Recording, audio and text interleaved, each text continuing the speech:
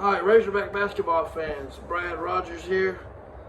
I am a huge Razorback basketball fan. I could talk Razorback basketball literally all day, every day. I'm so excited that the season's a week away. I just wanted to give this a shot, give this little thing a shot on the internet, try to talk some hog hoops and see if people may be interested in what I have to say. I believe I have pretty decent knowledge of basketball to share with people. So I figured we'd give this a shot for this 24-25 season. This will just be kind of a little player preview we'll do here. John Calipari, new coach, maybe the biggest name coach in all of college basketball, to be the greatest recruiter in the history of college sports. Super excited about having Calipari on campus as our head coach. I want to play Kansas 1 week from today, so it's coming, it's almost here. Big football game tomorrow night against LSU, so Razorback Nation, it's really fun time to be a Razorback fan right now. We'll just go down through the roster a little bit. We'll start with Big Z, Zvonimir Ivicic, 7'2" from Croatia.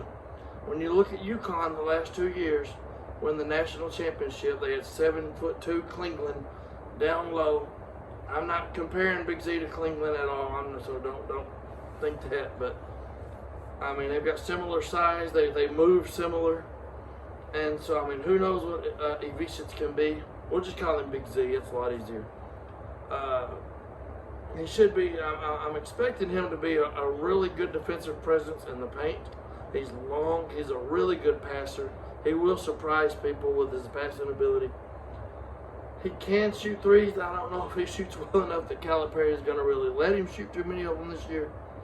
But we will see a better version of Big Z this year than you saw last year, because when he played that game against Georgia last year, he hadn't been in the States like 2 weeks. It was the first game he'd ever played. He was in a brand new country. So it was a big process for him last year, a big change for him to come to a whole new country, new school, new teammates, new everything, and to still look pretty decent. So now he's had a full year to set in, a full year in Calipari's system.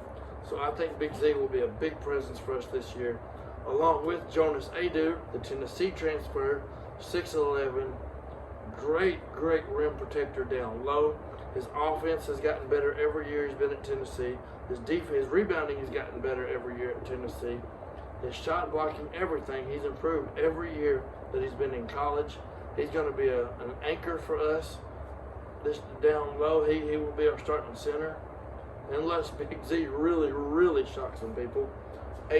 Jonas Aidoo will be our starting center most likely. He's going to be a really good defensive presence. He will allow the guards to take some chances on some steals, maybe jump some passing lanes. But with those two down low together, I don't know how much they'll play together, but you've got a really good defensive presence down low. Trevin Brazile is back. He's the only returning Razorback. 2 years ago, we thought he was going to be a future lottery pick. Tears his ACL. Then last year, not all of a sudden, but last year he struggled. I mean, honestly, it was to be expected. Some players never come back from the ACL. Some come back that take longer than others. There's no way to predict the way someone's going to come back from ACL.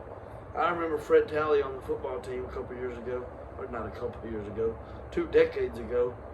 He tore his ACL 1 year, and the next year it looked like nothing had ever happened. But Trevin Brazile, when I saw him the other day, little highlights from the deal in Hot Springs and Pine Bluff, he looked bigger and significantly bigger and stronger than at any point in his career here. So he's obviously put in work in the weight room. I expect that he's going to be fully healthy in his mind, like from that injury. That's a big key. Your knee can be healed, but it's mentally. He just wasn't jumping the same last year. All right, Trevin Brazile this year, if he can be the Trevin Brazile from 2 years ago, that will play a huge role in how far we could go in March. Also, you've got Adou Thiero, who I believe will be, along with Big Z, another fan favorite, 6'8", 220, Kentucky transfer. When he signed with Kentucky, he was listed at 6'4", 180. So that'll tell you the growth spurt he's had. He's kept those same guard skills. He's not a point guard. He's not going to bring the ball up and down the court every time, but he'll get a rebound and push it. I mean, he can be a point guard in that moment. He can hit a spot up three. He attacks the basket really hard. He's a thunderous Michael Qualls-like dunker. We have two of those on the team this year. But he dunks with power, authority, and he is a tremendous athlete, Adu Thiero. And he could be like an SEC Defensive Player of the Year candidate. That's how hard this guy plays defensively and how long and talented he is defensively. When you say talented, it may not always be just offense. He got tremendous defensive talent. And when I say Adu Thiero is super talented, that's what I'm talking about. Okay, you also got Carter Knox, true freshman, another big, strong player on this team. It seems to be full of them. True freshman, 6'6", well over 200 pounds, from Atlanta, Georgia, overtime elite, RWE, was the best player at overtime elite last year, which also helped Malik Thomas, who we know we're recruiting right now, as the #1 shooting guard in the country for the upcoming class. Well, Carter Knox was the best player in that league last year. Averaged 23 points a game, 7 rebounds, 3.5 assists, somewhere like that. He shot 38% from three on pretty good volume. So Carter Knox, John Calipari is excited about him, I know that. And he's the guy that can score at all three levels. He can put it on the floor. Carter Knox could definitely be in that starting five rotation. Maybe not every single game, but he will be in that starting five some this year. Another freshman, 6'6", maybe even 6'7", really long, Billy Richmond, left-handed from Memphis, Tennessee. Played his high school ball at Camden, New Jersey. 2 years ago, was teammates with DJ Wagner. So there's a little more chemistry we have on this team. He's left-handed. He can shoot the three, but he's more of a mid-range pull-up, attack the basket, and another Michael Qualls-like, just thunderous dunker, great athlete. Billy Richmond, I believe, also another really good defender. You've got several really good defenders on this team. This could look like one of them older Calipari teams from, the mid-2010s, around 14, 15, with just a bunch of big, long defenders.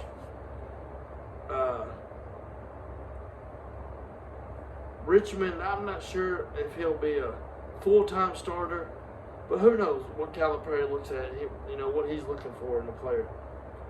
If defense is the #1 thing he's looking for, Richmond may start 20-plus games this year. But he will definitely, he's in the top 9. He will be in the rotation, and he will have some exciting plays this year, and he will be a very good defender. The final 3 players, as far as the top 1 through 9 goes, you've got DJ Wagner.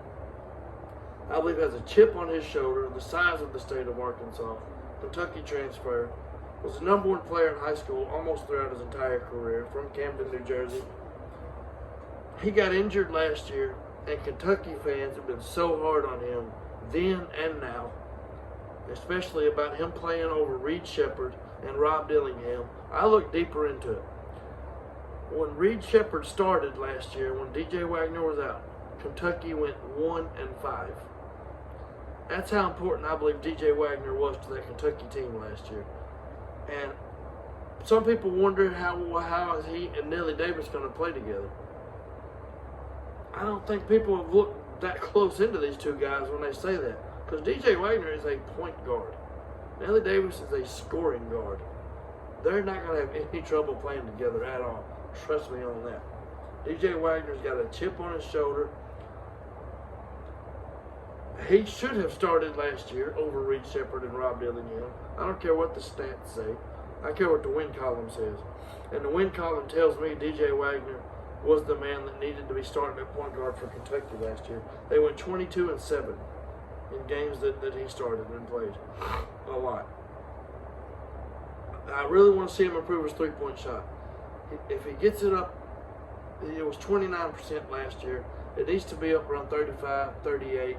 If he gets it around there, he'll definitely be going to the NBA this year. Also, Nelly Davis, I just talked about him. I absolutely love Nelly Davis. Florida Atlantic transfer. Caught my eye last year when FAU played Arizona early in the season, and he went off for 35 points.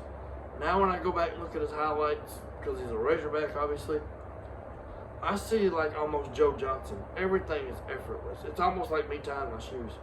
Everything is simple. It's just effortless, smooth, like he was just born to do this. I heard one of the other, whatever you call them, podcasters or whatever, scouts or whatever, say they saw him in person last week. He was a lot bigger than they expected. He's listed at 6'4", 200, I don't know exact weight, but he's played 1 through 4 for FAU last year. So that tells, how big and strong he is, his versatility. But he's an excellent three-point shooter, 43%.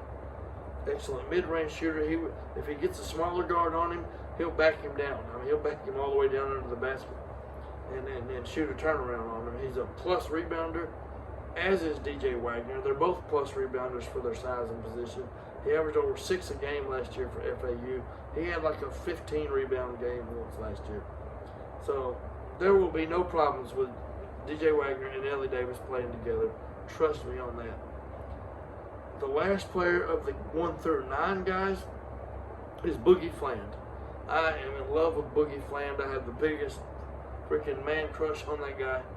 6'3", 175, point guard, New York City. Last New York City Bronx point guard we had was Kareem Reed. And anybody 30 years and older in Arkansas remembers who Kareem Reed is. Our all-time assist leader, played in the mid-90s, and Boogie Fland is probably our best three-point shooter, probably our best ball handler, probably our best at everything. But he's a freshman. He's got a lot to learn. But Boogie Fland, DJ Wagner, and Nelly Davis, that three-guard lineup, I am just oozing to see those three guys play together. And Boogie Fland will be another fan favorite. He is a very, very, very talented guard, unlike probably about much of anything we've seen in this state. I know I'm hyping him up a lot, but I'm telling you, Boogie Fland is really, really, really good. So that's the 1 through 9 players that Calipari recruited, and said we'll get NIL and part of the rotation. I love that 1 through 9. I like that idea of getting 8 or 9 guys. But if you look past those guys and who's a 10, who's 11, you've got Casimir Chavis from Minnesota, 6 foot, point guard, scoring guard. I'm not going to lie, I haven't looked a lot into him, but the little bit of highlights I did see, he's quick, athletic, can handle the ball. Pretty decent three-point shooter, or pretty good three-point shooter. He could work his way into some games this year. So Casimir Chavis, look out for that name. Jaden Karuletwa, 6'5", freshman guard from California. This kid shot 49% from 3 in high school last year, 94% from the free throw line, and was named the hardest worker at his high school. So, these are the kind of kids I love. This kid may be one of those walk-on type kids that in 4 years is a starter. Who knows? But when you can shoot the ball like that, you've always got a chance. I've said that forever in basketball. If you can shoot it, you've got a chance. And Jaden Karuletwa can shoot it. Melo Sanchez is probably the last guy I'm going to talk about.